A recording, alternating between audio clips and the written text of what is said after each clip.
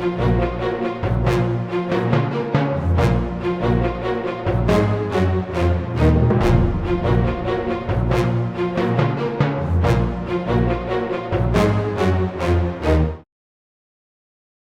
the Allied landings in Normandy in June 1944 and their eventual breakout into the rest of France in August, German forces occupying important coastal towns and cities on the French coast faced a quandary. If they stayed put, these men defending the remaining sections of the Atlantic Wall in Europe faced certain encirclement as Allied forces battled up the coast as well as lunging east towards Germany.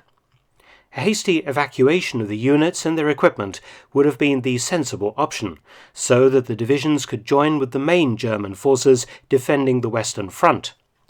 But Hitler would not contemplate simply abandoning ports that the Germans had spent 4 years reinforcing. On the 4th of September 1944, he ordered them declared Festungen, or fortresses. The garrisons were to stay put and deny the ports to the enemy. Aside from trying to complicate Allied supply efforts in France by denying them access to good port facilities, several of the towns also had U-boat bases, and though firmly on the back foot since the defeat of the U-boats in the Battle of the Atlantic in 1943, German submarines remained a significant threat to Allied shipping. Cherbourg fell to the Americans on the 29th of June. Dieppe and Ostend eventually fell to the Allies without opposition, but Le Havre, Boulogne, Calais and Dunkirk would have to be taken in set-piece and costly assaults. Le Havre fell to the British First Corps on the 12th of September after a 48-hour battle. The Canadian 2nd Infantry Division assaulted Boulogne between the 17th and the 22nd of September, the city being pounded to ruins by artillery and airstrikes. Calais was isolated in early September, and the city was captured by the Canadians after a 5-day fight on the 30th of September, and the infamous Cap Cohinet artillery batteries that had been bombarding Dover in England for years were finally silenced. Several ports successfully held out under siege, including La Rochelle and Dunkirk.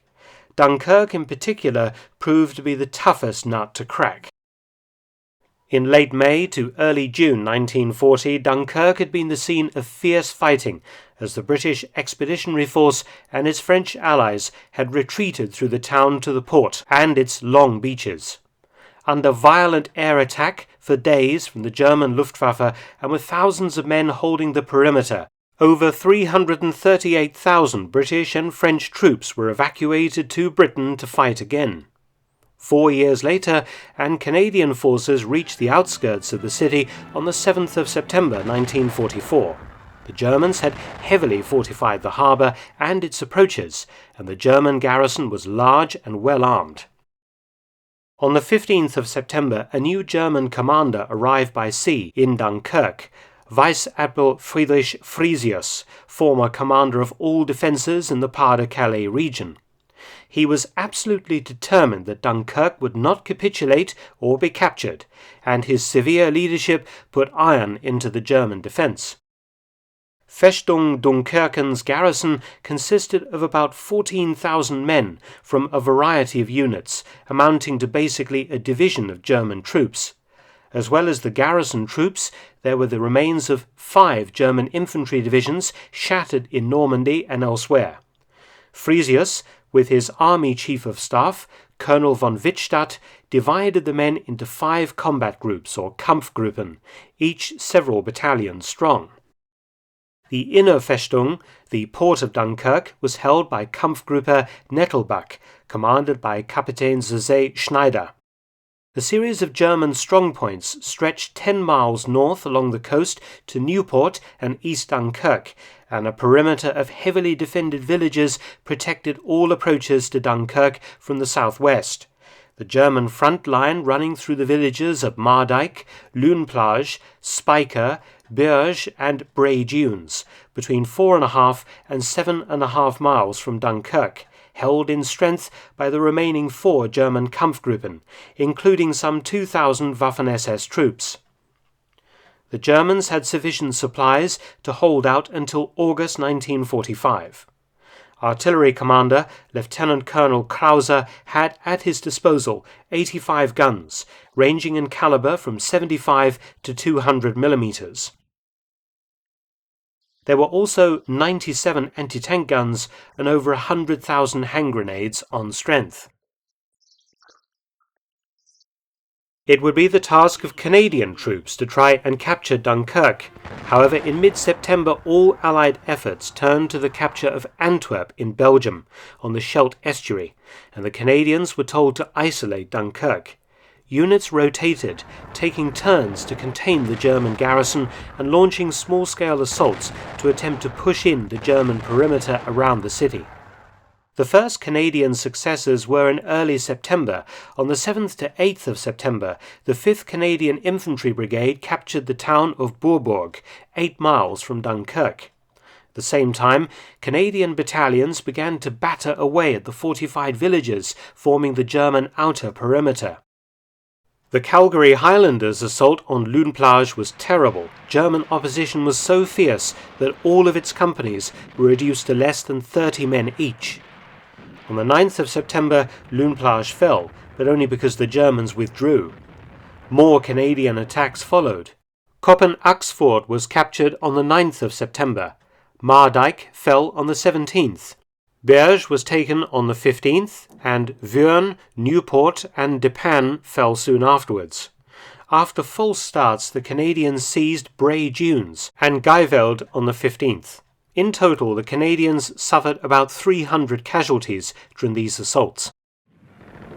But the German defences were still formidable, and after the fall of Ostend to the Canadians, Dunkirk didn't seem worth the effort, and the price, blood and treasure. The decision was taken to place the city under siege. The worrying thing was the German garrison was not prepared to simply wither on the vine. It mounted a spirited and energetic defence that included several well-planned raids. For example, when the Germans became aware that Canadian troops were changing over with British Highlanders, Vice Admiral Frisius ordered assaults on Guyvelde and Bray-Dunes Plage. At Bray-Dunes, the Germans managed to capture the 7th Battalion Argyll and Sutherland Highlanders headquarters, and in Guyvelde several houses were destroyed in heavy fighting before the 51st Highland Division's 154th Infantry Brigade managed to push the Germans back and restore their line. From the 3rd to the 6th of October 1944, with winter having arrived, Frisius arranged a truce with the British and permitted the evacuation of 17,500 French civilians and wounded Germans from the city. This eased their suffering, but also freed Frisius from the need to feed them, freeing up more supplies for his own men, as well as removing remaining non-combatants from the battle area.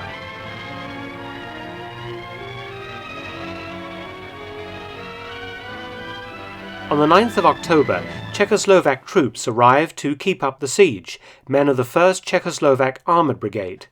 All-out fighting soon resumed. The Czechs were active in launching raids in force. During one operation on the 28th of October, the Czechs captured 300 German prisoners.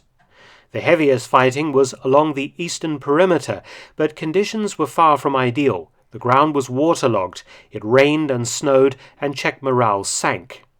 Admiral Frisius decided to launch a full-scale attack out of his perimeter. By early April 1945, Nazi Germany was on its last legs. The Red Army was barely 80 miles east of Berlin, and the British, Canadian, American and French armies were well into Germany.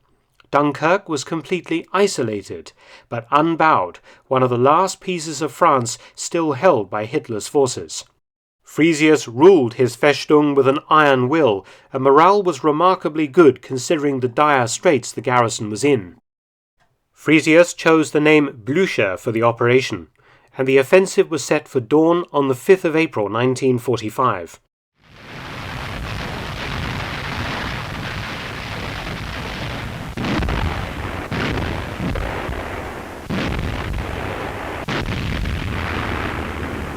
In one of the last offensive actions, the Western Front, 4 German Kampfgruppen burst from their positions, supported by a strong artillery barrage, and stormed the unsuspecting Czech front line. At several points round the perimeter, German infantry broke through. Czech resistance was fierce, but the German assault was very strong. They began to recapture their old perimeter that had fallen to Canadian troops in September 1944. And when news of the German offensive reached British headquarters, panic set in. The weak Czech brigade was outnumbered by the attacking German forces. Canadian forces were sent to help the Czechs, along with Typhoon ground attack aircraft from the Royal Air Force. And as a precaution, engineers began blowing up bridges around the Dunkirk perimeter in an effort to slow and then contain the German advance. The Czechs and Canadians counterattacked with massive air cover, but they could not dislodge the Germans from their new positions. In total, the Czechoslovaks lost 167 men killed, 40 missing, and 461 wounded in this battle.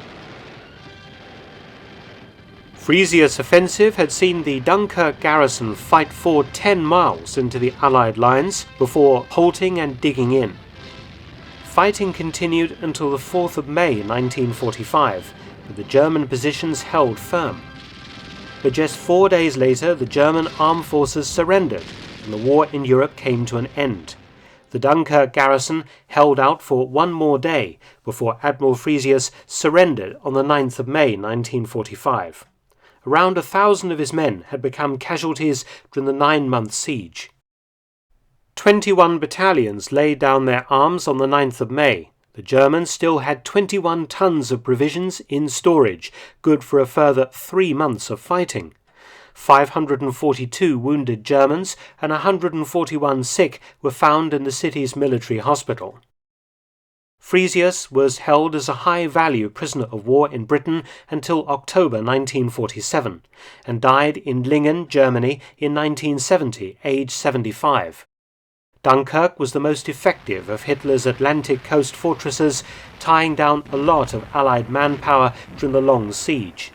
The fact that the Germans had the wherewithal to also launch a big attack in the last weeks of the war and successfully hold the ground that they captured was quite remarkable, and a major thorn in the side of the British High Command. Thanks for watching. Please subscribe and share, and also visit my audiobook channel, War Stories with Mark Felton.